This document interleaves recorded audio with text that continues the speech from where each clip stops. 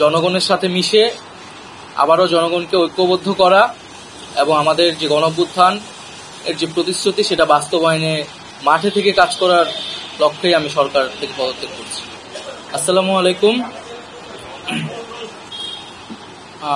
আজ দুপুর 1টার সময় আমাদের প্রধান উপদেষ্টা কার্যালয় যমুনাতে আমাদের উপদেষ্টা পরিষদের একটা অনানুষ্ঠানিক বৈঠক ছিল এবং এই বৈঠকে আমি আমার একটা ব্যক্তিগত বিষয়ে আলোচনা করেছি এবং আলোচনা সাপেক্ষে আমি প্রধান উপদেষ্টা বরাবর আমার পদত্যাগপত্র জমা দিয়েছি। আমার যেই দুইটি মন্ত্রণালয় ছিল, তথ্য ও সম্প্রচার এবং ডাক, টেলিযোগাযোগ এবং তথ্য প্রযুক্তি, দুইটি মন্ত্রণালয়ের দায়িত্ব থেকে আমি ইস্তফা দিয়েছি। এছাড়াও এই জুলাই ফাউন্ডেশন, জুলাই শহীদ স্মৃতি ফাউন্ডেশন সহ সরকারের যে সকল কমিটিতে আমি ছিলাম, এই সকল কমিটি থেকে আমি একই সাথে ইস্তফা আমার হচ্ছে। তো মূলত একটি গণ অভ্যুত্থানের প্রেক্ষিতে 8ই আগস্ট আমরা গণ অভ্যুত্থানের প্রতিনিধি হিসেবে প্রথমে 2 জন এবং পরবর্তীতে আরও 1 জন 3 জন অন্তর্বর্তী সরকারে দায়িত্ব নেই অন্যান্য উপদেষ্টাবৃন্দের সাথে। তখন দেশের জাতীয় নিরাপত্তা এবং গণ অভ্যুত্থানের আকাঙ্ক্ষা বাস্তবায়নের লক্ষ্যে আমাদের সেই সময় দায়িত্ব গ্রহণ করাটা আমাদের কাছে মনে হয়েছিল যৌক্তিক।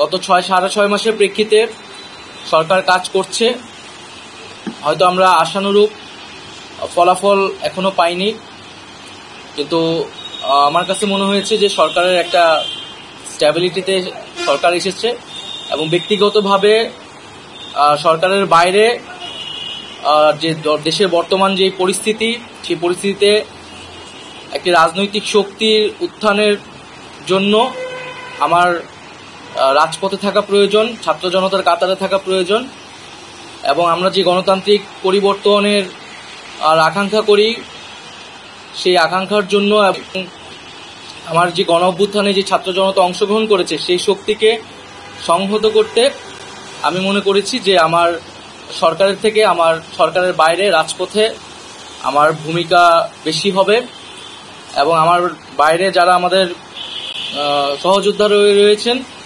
তারাও এটি চান এবং সেই প্রেক্ষিতে আমি মূলত আজকে পদত্যাগপত্রটা জমা দিয়েছি। তো গত 6 মাসে আমি আমার জায়গা থেকে চেষ্টা করেছি কাজ করে যাওয়ার। 2টি মন্ত্রণালয়ের বাইরেও অনেক অতিরিক্ত দায়িত্ব আমাদের পালন করতে হয়েছে। আমরা চেষ্টা করেছি এবং মন্ত্রণালয়গুলোতেও আমরা কিছু কাজ করেছি। সেই কাজের ফলাফল হয়তো সামনে জনগণ পাবে। 6 মাস খুবই কম সময়, তারপরও আমি চেষ্টা করেছি আমার কাজ আর ফলাফল সেটা জনগণ মূল্যায়ন করবে। তো আজকে থেকে মূলত আমি সরকারের আর কোনো দায়িত্বে নেই, এটি মূলত বলার জন্য আপনাদেরকে আজকে আমরা 3টা কোশ্চেন নিব। আমার পরে যে দায়িত্ব নিবে এটা আসলে ক্যাবিনেটে পরবর্তীতে এটা ক্যাবিনেট ঠিক করবে, উপদেষ্টা পরিষদই ঠিক করবে।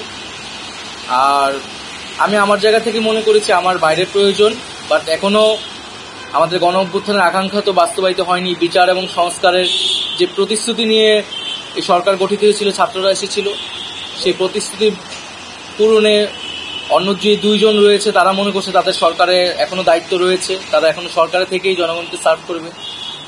তারা যদি রাজনীতি করার প্রয়োজন বোধ করে তারা তখন হয়তো সরকার ছেড়ে দেবে। হ্যাঁ, নতুন যে রাজনৈতিক শক্তি এবং দল গঠন হচ্ছে আমি সেখানে অংশগ্রহণ করতে আমার অভিপ্রায় আছে এবং জনগণের সাথে মিশে আবারও জনগণকে ঐক্যবদ্ধ করা এবং আমাদের যে গণ অভ্যুত্থান এর যে প্রতিশ্রুতি সেটা বাস্তবায়নে মাঠে থেকে কাজ করার লক্ষ্যেই আমি সরকার থেকে পদত্যাগ করছি। এটার জন্য আপনাদের দলটির যেদিন ঘোষণা 28 তারিখ সেদিন পর্যন্ত অপেক্ষা করতে হবে, সেদিনই এটা জানা যাবে। নারীদের মধ্যে থেকে একটা কোশ্চেন নিব। নারী না, আমাদের তো অনেক সীমাবদ্ধতা ছিলই, আমরা সেই সীমাবদ্ধতাগুলো কাটানোর চেষ্টা করেছি সবসময় এবং এখানে সীমাবদ্ধতা ছিল, আমলাতান্ত্রিক জটিলতা ছিল।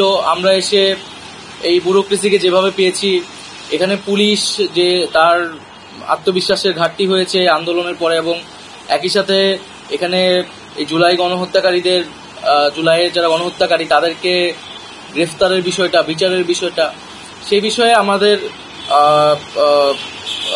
কিছু সীমাবদ্ধতা থাকা সত্ত্বেও আমরা কাজ করেছি। আমি জনপ্রশাসন কমিটির একটা দায়িত্বে 2 সপ্তাহের মতো ছিলাম।